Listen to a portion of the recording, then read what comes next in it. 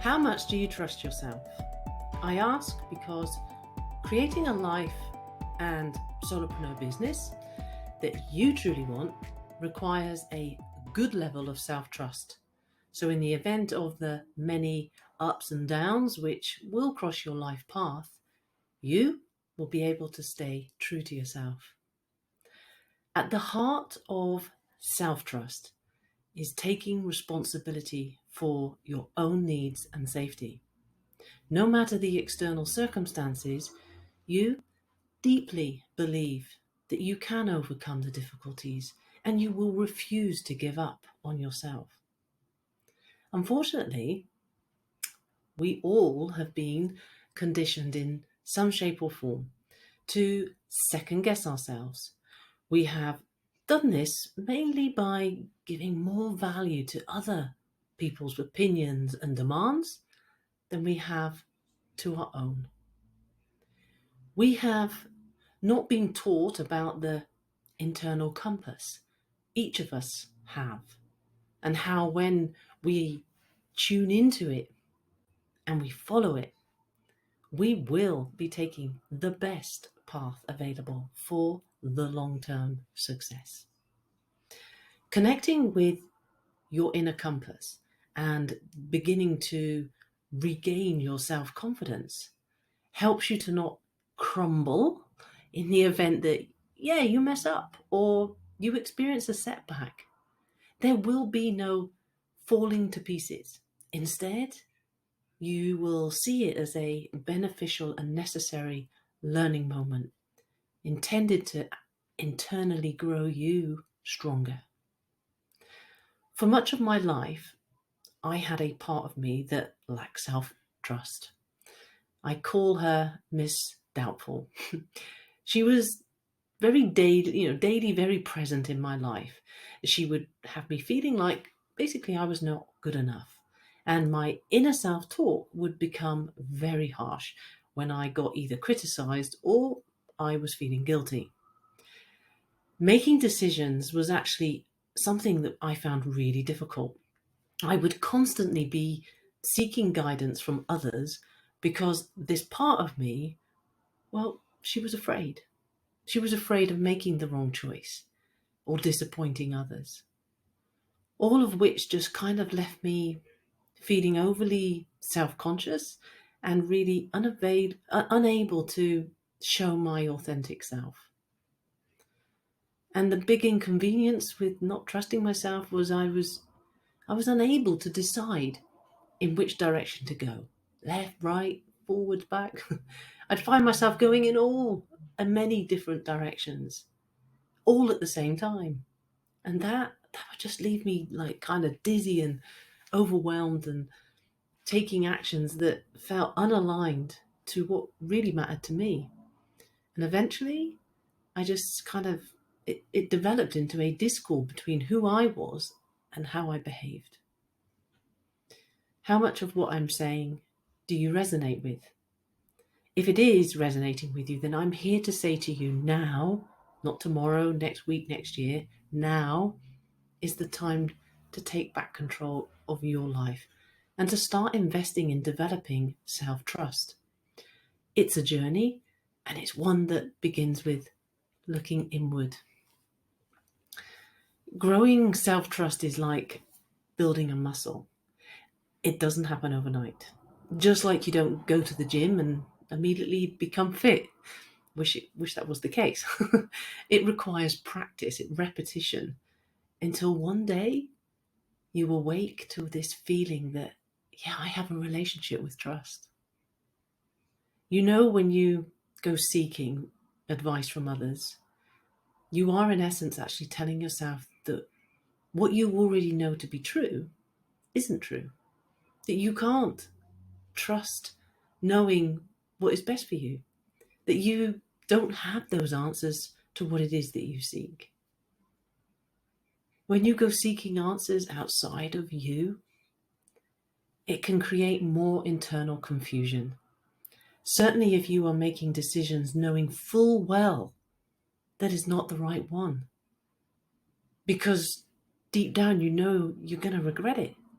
Certainly regret it later. because it's that feeling, deep in your gut that tells you that something is just off and you can't explain why. Only you know that what you sense is strong and it's real. That feeling, my friend, is what can be referred to as your inner wisdom, your inner compass, your intuition, whichever word resonates for you. Learning to listen to that part of yourself is a key ingredient in building self-trust. Now, let me tell you something that maybe you do or do not know, and that is you are an expert on you, really. No one knows you better than you do. Only if you are holding a belief that you don't have the answers that you seek, then that is exactly the experience that you're going to have. And it's why you turn to the external world for answers.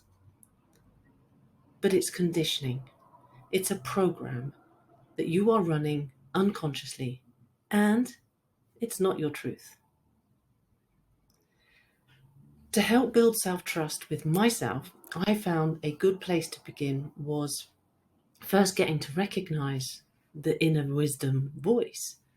And you can do this by spending time alone with the so-called problem, whether it be sitting, meditating, journaling, even going for a walk. Just take the problem, hold it in your mind's eye, and refrain from starting to try to search for answers. Instead, just pay attention to how you feel about the situation through listening to your body. Maybe you are thinking, well, that's all well and good, Rachel, but I've listened to my intuition before and it ended up quite badly.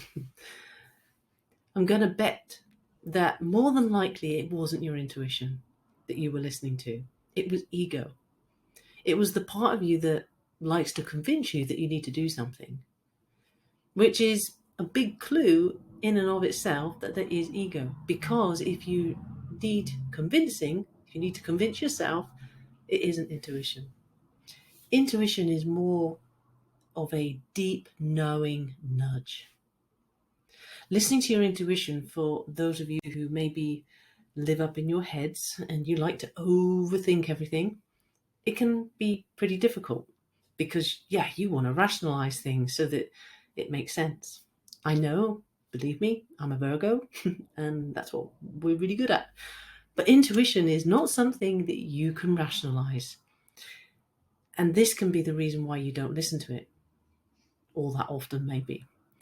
Because if you do, and you do get into overthinking, then you're, with what your inner wisdom is trying to tell you, then you can actually end up just inviting judgment and doubt into the mix, which is truly not going to be very helpful. Listening to intuition, you need to let the mind take a rest. And you need to welcome feeling in and allow yourself to just listen and feel and be open to where that takes you. Developing self-trust has been essentially about building a better relationship with myself, showing myself compassion, listening to myself, and giving myself the space I need. When I didn't treat myself particularly kindly in my inner world, it had a lot to do with a lack of self-trust.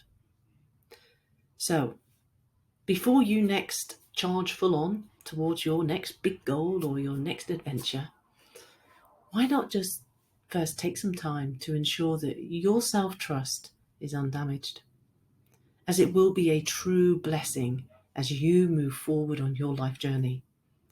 If you recognize that maybe you need some help developing your self-trust, then why not consider working with me? I like to generally help creative solopreneurs transform their internal struggle that they are having with themselves, such as trust versus the doubt, into authentic self-confidence, which is the power supply for a thriving and sustainable business and a fulfilling life. You can learn more about me and how I can help you over at rachel-g.com, or you can go to the link in my bio if you're on Instagram, or below if you're listening to this on YouTube. Thanks for listening, and until my next video, take care of you and do it with love. Bye-bye.